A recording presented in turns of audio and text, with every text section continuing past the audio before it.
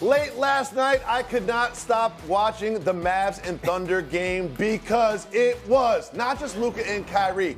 P.J. Washington could not miss from three. And my guy, Tim Hardaway Jr. had a huge contribution, especially in the third quarter as the Mavs pulled away from the number one seeded Thunder. Tim, after what you saw last night, are you convinced this will be a long series? I'm convinced that this will be a long series. I told you that Luka was going to come back in game two and figure out what he needed to do to score the basketball. But, you know, give kudos to Kyrie Irving. You know, he had 11 assists last night. And a lot of people say that he's selfish. A lot of people say he shoots the ball too much.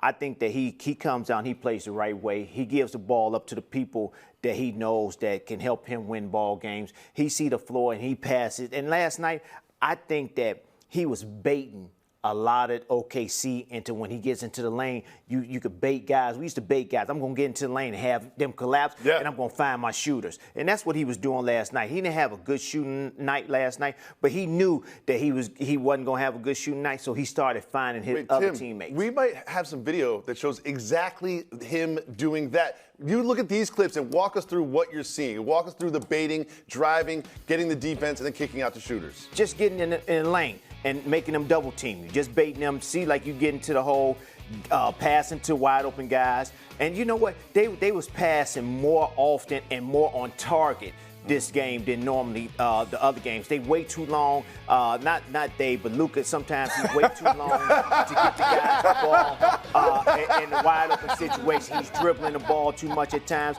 But last night, he was getting the ball on target. He was making sure guys was getting the ball in rhythm and making shots, and wasn't waiting to see what he could do and see if he could get the ball to Gafford or Lively. He was making sure that his shooters got off, and that's what Luka got to do. He got to get his shooters off early and often so he can open up his own scoring ability. So I want to show you something, Greg. At the first or second possession in the game, Luka Doncic has the ball and he gets tripped up, and he essentially smashes his face on the floor. Yeah, it wasn't good. You'll see it in the replay. It wasn't good at all. Now, I saw this. He already had a hurt knee. This is like the first minute of the game. Greg, after this, how has he bounced back and play a great game?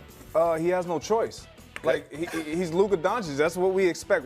You're going to have adversity. You're going to have things that happen in this game. And for me, seeing this happen early in the game, it only gave him more fire to get after it, because he knew it was going to be a physical game. That's what this series is going to be for him, with all the defenders they're going to throw at him. I personally, watching Luka last night, that's the version of Luka Doncic that has to be on the court and has to show up every night. He was aggressive to start, and then he got his guys involved. When he was very decisive early and often, it wasn't just sit behind the three-point line, pound the ball for 9, 10, 11 seconds. It was when he got the ball, we either knew he was going to attack his defender and go score, or he was going to make a play for someone around him. That's what he did. It was very decisive. He came out as the aggressor.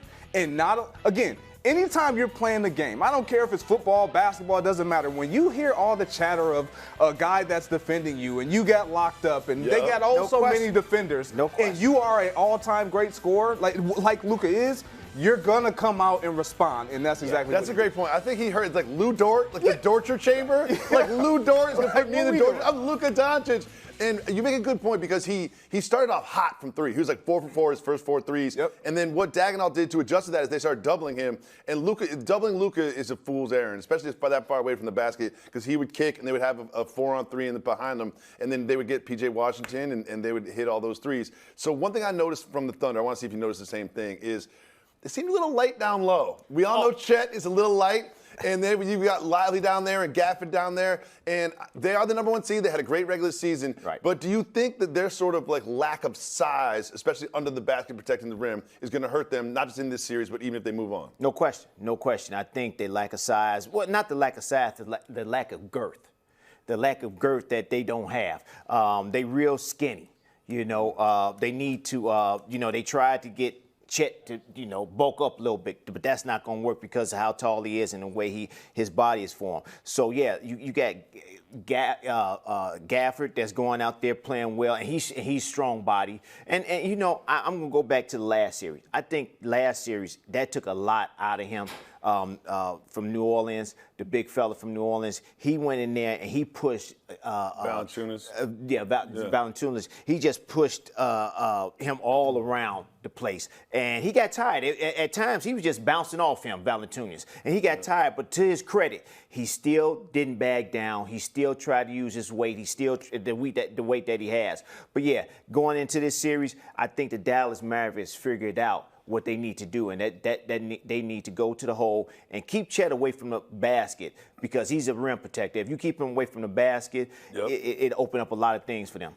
Hey there, thank you so much for watching The Carton Show. You can subscribe right here to get all the latest bits and segments from the show. And by the way, while you're at it, we have a lot of great shows on FS1, so check them out too.